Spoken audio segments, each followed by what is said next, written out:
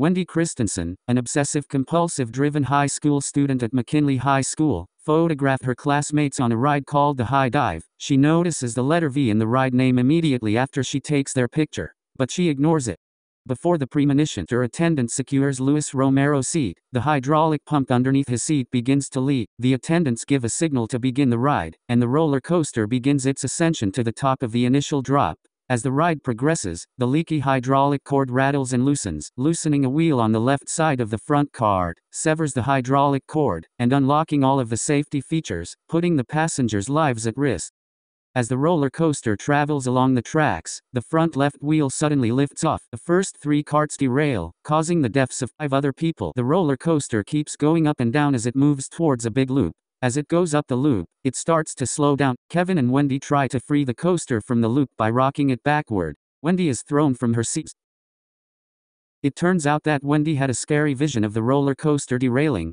Wendy freaks out, and the attendants open the seatbelts for only carts 4 through 6, letting some students get off before chaos breaks out. Ashley, Ashlyn and Frankie exit the ride also. Jason tries to leave the roller coaster, but he can't get the ride operator's attention because of the fight. Wendy, along with the others, is being led towards the exit by a security guard. When she sees that Jason and Carrie are still on the roller coaster, feeling scared, she rushes back to the ride platform and asks the attendants to stop the ride, but they make her leave the ride exit. Unfortunately, the roller coaster crashes. Never return from devil's fight. Not to sleep.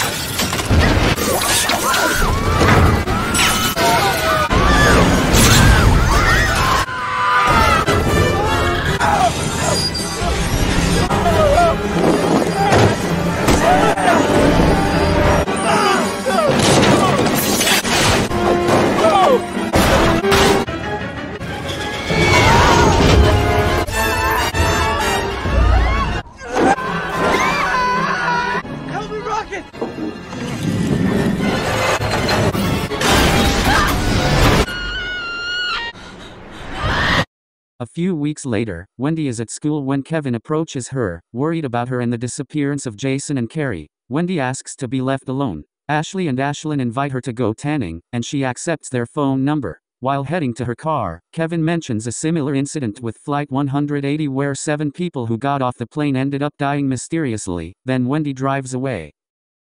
Ashley and Ashlyn go to their favorite tanning salon. They bring Slurpees with them, but the owner tells them to throw them away before he goes to make a phone call. Ashley places her drink on top of a cooling unit for the tanning beds. She also grabs a CD from a shelf, accidentally loosening it. The owner leaves with the door held open by a tube of lotion, but the lotion spills out and the door closes and locks.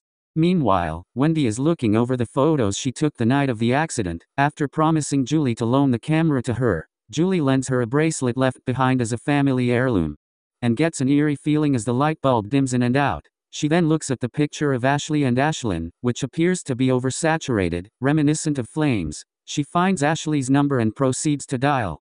At the tanning salon, Ashley's Slurpee started to drip water, which went into the cooling unit and made the temperature go up a bit. The girls noticed this, as a fan blew over a coat rack, knocking down a plant that fell on a shelf and collapsed. The shelf panel got stuck between the bed handles, trapping Ashley and Ashlyn as the temperature rose quickly. The girls died in the burning tanning beds.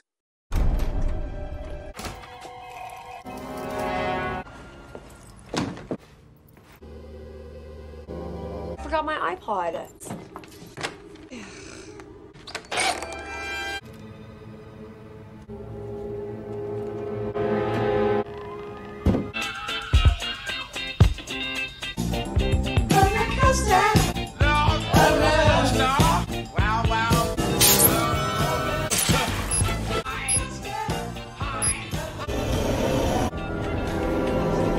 It's way too warm in here now.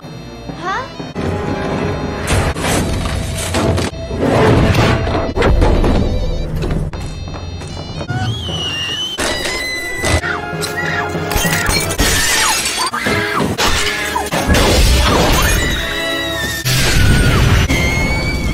The next scene takes place at Vancouver English Roman Catholic Cemetery funeral. Ian starts questioning the preacher's comments about death equality. Louis and Kevin lead him away. Later, Kevin discovers Wendy praying at Jason's grave. Wendy shows him pictures predicting future events. A strange wind blows over them.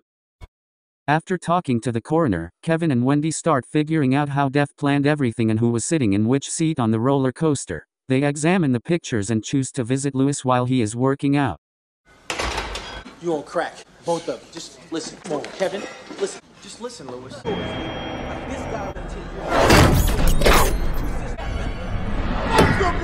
don't get it, man. Does that make sense to you? Hear me out, all right? Vision. And I see my whole life played out, and it sure as hell ain't gonna end now. It's going just as I saw it. 4 years from now, Louis Romero going in the second round of Oakland.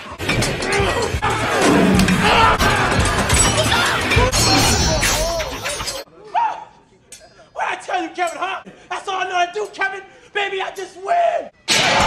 After discussing the strange events, Wendy and Kevin head to a hardware store where Ian and Aaron are employed. Suddenly, a series of accidents occur as a forklift begins to move and knock objects around. It accidentally starts lifting a wall filled with sharp stakes and flat plywood pieces. The plywood boards pile up on each other, causing a piece of wood to fly off and pierce a bag of sawdust, which blinds Aaron and hits her head on a nail gun, resulting in her death. Wendy, Kevin, and Ian are left stunned and horrified by the tragic incident. What's going on? That's crazy. You think we care if you laugh at us? Okay, let's go with what you guys are saying. That Death does have a conscious plan. So, that means that if Death has taken action, what if the last in line were to make the utilitarian choice, kill himself? Any takers? No, I didn't think so.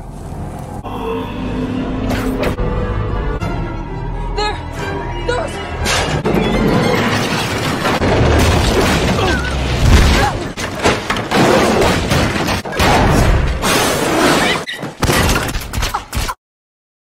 After visiting the police station and feeling disbelief, Wendy and Kevin go their separate ways. Ian quietly watches Wendy from his truck. Wendy falls asleep at home, and Julie shows up to take back the lucky bracelet for good luck. As Julie leaves, Wendy wakes up and sees that Julie and her friend Perry also got in the car, after spotting the bracelet in a photo.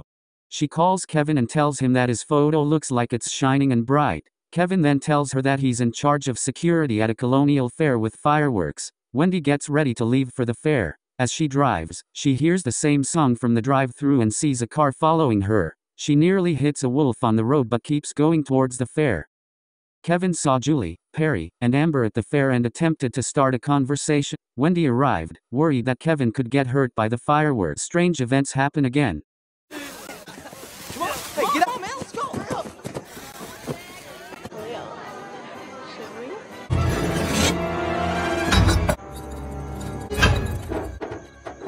Julie.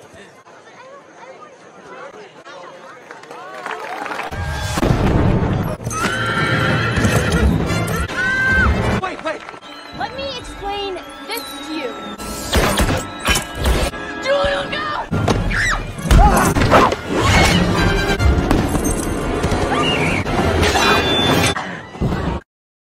After a scary incident with Kevin almost getting hurt in a gas leak accident, Julie and Wendy hurry to move him away. But then they come across Ian, who believes he is responsible for Wendy's death. Ian confronts them just as a firework cart starts shaking and points the fireworks towards them.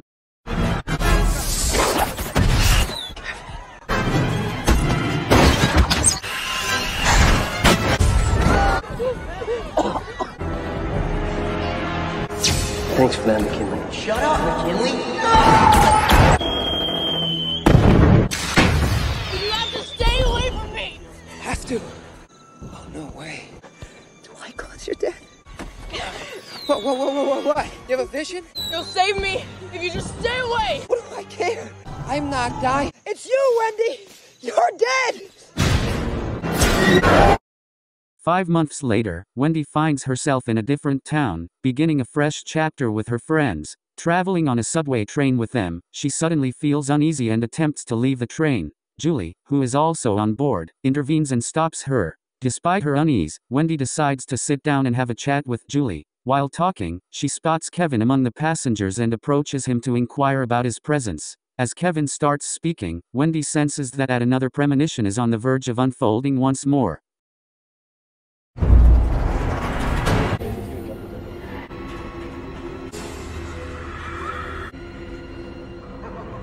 of the line. Go Bruins! Bruins!